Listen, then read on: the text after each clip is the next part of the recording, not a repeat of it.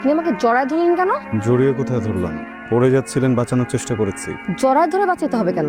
আসলে মানুষকে বাঁচানোর কোনো ব্যাকরণ নেই তো, তাৎক্ষণিক যে বুদ্ধিটা মাথায় আসে সেটাই করেছি। আপনার তাৎক্ষণিক বুদ্ধি তো খুব ভালো, এক মুহূর্তের মধ্যে আপনি ডিসাইড করে ফেললেন যে কিভাবে জড়ায় ধরতে হবে। ভণ্ড কোথাকার। আপনার বাসায় শিখায় নাই? হ্যাঁ, এরকম মেয়েদেরকে পাইলে হ্যারাস করেন না? আপনাদের মতো ছেলে আমি অনেক দেখছি, মেয়েদেরকে দেখলে জড়ায় ধরতে ইচ্ছে করে।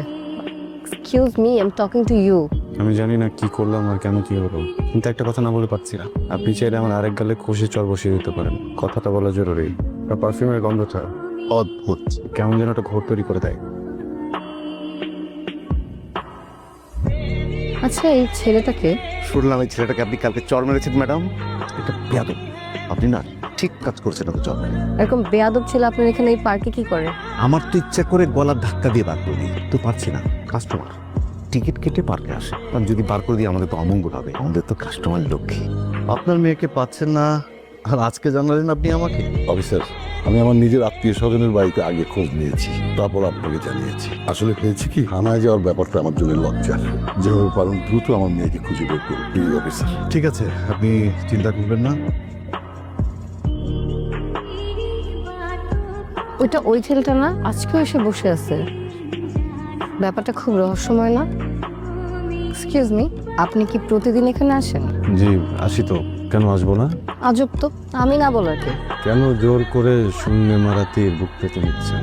শুধু আপনি না, পৃথিবীর প্রতি পদে পদে আমাকে না জানিয়ে দেয়। আমার একটা কথা বলার ছিল। আপনি সেদিন আমাকে যে বাঁচালেন, আমি আসলে সত্যি সত্যি মাটিতে পড়ে যাচ্ছিলাম। ওখানে না অনেক মানুষ ছিল, ওরা অনেক হাসাহাসি করতেছিল। আমার মেজাজ খারাপ হয়ে যায়, আর কিছু না বুঝে আমি রাগটা আপনার উপর ঝেড়ে ফেলি। ব্যাপারটা একদমই ঠিক করিনি, আই এম রিয়েলি সরি। সমস্যা নাই, আমি কিছুই মনে করিনি। দেখেন, আপনি আমাকে আবার লজ্জা দিচ্ছেন। প্লিজ আর লজ্জা দিবেন না। পারফিউমের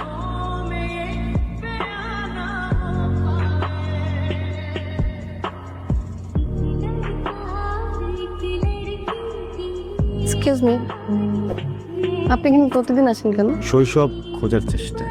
আপনি তো এখন যুবক, শৈশবটা শেষ। শৈশব বলে আমার জীবনে কখনো কিছু ছিলই না। শৈশবের রং কখনো আমার গায়ে লাগেনি। আমি ছোটবেলা থেকেই বড়দের মতো করে বেড়ে উঠেছি। কেন? আমার এই জীবনে পাশে থাকার মতো কেউই ছিল না, তাই এখানে এসে বসে থাকতাম। আর কোথায় কোথায় যান আপনি? নিয়ে যাবো আপনাকে। আপনার নাম্বারটা দেওয়া যাবে? কোথাও গেলে ফোন করতাম, আপনার পছন্দের জায়গাগুলো ঘুরে দেখতাম। দিন, নাম্বারটা দিই। Thank you, bye. এই যে আপনাকে আজকে হঠাৎ এখানে কেন নিয়ে আসলাম জানেন? না। কারণ এই নদীর পার আমার খুব প্রিয়, পার্কের থেকেও বেশি প্রিয়। কেন? কারণ নদীর পাড়ে আসলে নিজের ভেতরে সব দুঃখ কষ্ট, সে তার সকল দুঃখ কষ্ট নিজের ভিতরে লুকিয়ে রাখে। এটা কথাও খুব দারুণ বলেন। বলতে তো হবেই, একা মানুষ একা জীবন, এই কথা নিয়ে তো বেঁচে আছে। কি দারুণ কথা।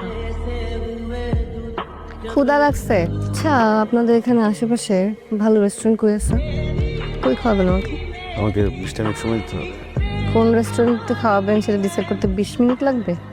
না মানে বেতনটা হয়নি তো, ওই রেস্টুরেন্টে যাওয়ার আগে লোনের ব্যবস্থাটা একটু করতে হবে। ওখানে মিনিট 20 সময় হয়ে যেতে পারে। কোথাও যাওয়া লাগবে না, আমি খাওয়াবো। কি বলেন আপনি? আপনি মাত্র খাওয়ার কথা বললেন না, এর মাঝে আপনি আবার।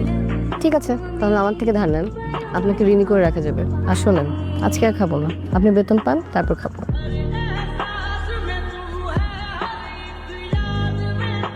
আপনার ঘ্রাণ, পারফিউমের ঘ্রাণ যে আমাকে একটা ঘুরে ফেলে দেয়, এই বিষয়ে তো আপনি অবগত আছেন। তুমি আর কখনো আমাকে ফোন করবে না। তুমি আমার কথাটা একবার বোঝার চেষ্টা করো।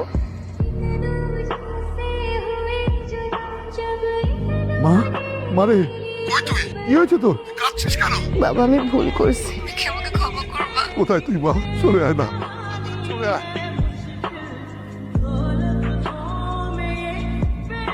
চলে যাচ্ছেন? জি, কালকেও তো কথা হলো, বললেন না তো কিছু?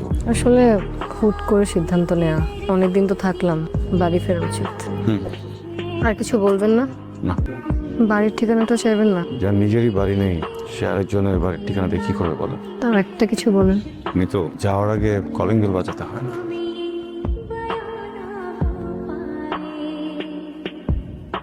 কিন্তু বাবা আমি যে একটা সিদ্ধান্ত নিয়ে ফেলছি, আমি যে এতদিন বাসার বাইরে ছিলাম, একটা মানুষই ছিল সবসময় আমার পাশে। আমার মনে হচ্ছে যে একটা ভুল মানুষের হাত ধরে আমি একটা প্রকৃত মানুষ খুঁজে পেয়েছি, একটা মানুষ যে ভালোবাসার আগে একটা মানুষকে কেয়ার করে। আমি চাই তুমি পরীক্ষাটা করে দেখো। গৌরব ভাই, না পারলে মিথ্যা কথা বলেন কেন? আপনি তো নিতুকে চেনেন, ভালো করে চেনেন। তাছাড়া আপনি আমাকে জিজ্ঞেস করতেন নিতুকে, কোন নিতু, কার কথা বলছি, কোনো কিছু না বলে এত কনফিডেন্টলি আপনি নিতুর নামটা নিয়ে নিলেন। নিতু, আপনি প্লিজ আমার সাথে একটু কথা বলবেন প্লিজ। নিতু, আপনি কিভাবে বুঝলেন আমি এখানে আসছি? চোখটা খুলুন তারপর বলছি। আপনার পারফিউমের ঘ্রাণ। পারফিউম? আপনার চোখটা যে ওড়না দিয়ে বাঁধা, ওটাতেও তো পারফিউম দেওয়া ছিল। পারফিউমের ঘ্রাণ তো আছেই। 3 থেকে 4 দিন আগে পারফিউম দিয়েছিলেন। পারফিউমের ঘ্রাণ আছে টুকটাক, কিন্তু আপনার ঘ্রাণটা মিসিং ছিল। কিন্তু এই ঘরে আসার পর থেকে কেন যেন পারফিউমের ঘ্রাণের পাশাপাশি ভয়ঙ্করভাবে ভরপুরভাবে আপনার ঘ্রাণ পাচ্ছিলাম। তখনই বুঝেছি আপনি এখানে আছেন। দেখছো বাবা, কি পরীক্ষায় পাশ করলো? আচ্ছা ঠিক আছে, দেখ তুই যেটা ভালো মনে করিস। একটা কথা জিজ্ঞেস করবো? কিসের পরীক্ষা? বাবা, আমি আমার একটা ওড়না রিসোর্টে ফেলে আসছি, তুমি তোমার লোকজনকে ওখানে পাঠিয়ে ওর চোখ বেঁধে ওকে তুলে নিয়ে আসতে পারো, দেখো কি বলে।